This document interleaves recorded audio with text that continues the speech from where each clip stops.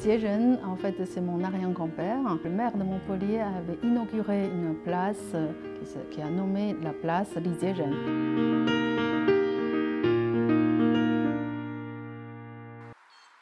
Je m'appelle Li Shuwen, je suis architecte de métier. J'ai fait mes études d'architecture en France à Paris. À mon retour en Chine en 2007, j'ai été une agence française à s'installer à Beijing. À cette époque, il y avait un boom de la construction en Chine. J'ai eu la chance de pouvoir réaliser de nombreux bâtiments publics, tels que le musée de Zhangjiakou, le siège de métro de Taïwan. D'après mon expérience dans les années récentes, il y a plus en plus de projets en collaboration avec les étrangers, et pas uniquement en Chine.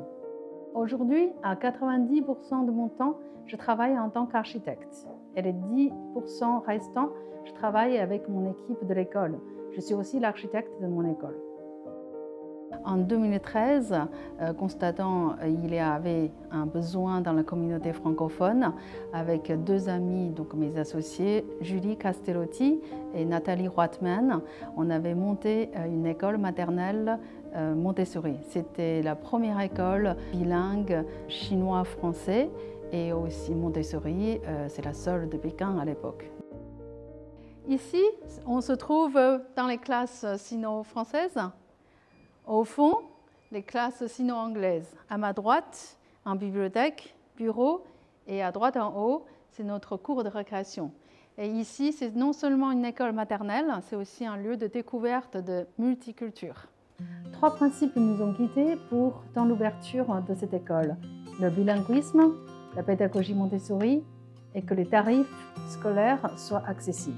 Et vous voyez ici, c'est la partie de travail de langue française et les enfants peuvent choisir les activités différentes selon l'âge. Donc une classe Montessori, c'est l'âge mixte de 3 à 6 ans. Alors ici, c'est la partie géographie, culture. Déjà dans notre classe, il y a beaucoup de différentes nationalités, donc les enfants viennent de partout. Je pense que les parents nous ont choisis parce que ils sont comme nous. Il y a d'abord une ouverture d'esprit. Finalement, ici, leurs enfants, ils peuvent partager les différentes cultures et aussi apprendre comment respecter les autres cultures. C'est vrai que la France, depuis que j'étais petite, ça n'a jamais été un pays étranger pour moi parce qu'en effet, Lizier-Jeune avait visité il y a plus que 100 ans en France. Lizier-Jeune, en fait, c'est mon arrière-grand-père. Il avait presque 5 ans, d'abord à Paris, après à Montpellier, et qui a étudié littérature et économie là-bas. Et en même temps, il avait fait aussi quelques traductions des grandes œuvres. Comme Madame Bovary, c'était Lizier-Jeune qui a fait la première version de traduction. C'était les premières ouvertures à travers d'un livre pour les Chinois à regarder l'Occident.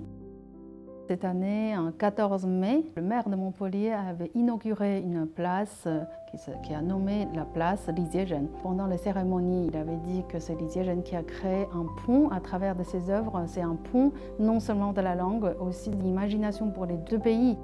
Chaque fois, quand je me mets dans la peau de mon arrière-grand-père Lizier-Jeune, j'imagine comment, à 28 ans, un jeune homme de Chengdu qui peut décider d'aller si loin dans un pays inconnu, 3 mois de voyage, 20 000 km pour arriver là-bas, faire une étude ou une découverte.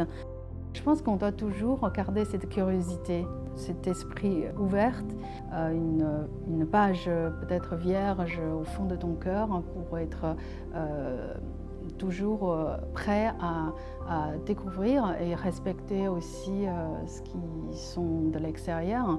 Il ne faut pas aller hésiter à faire une découverte ailleurs.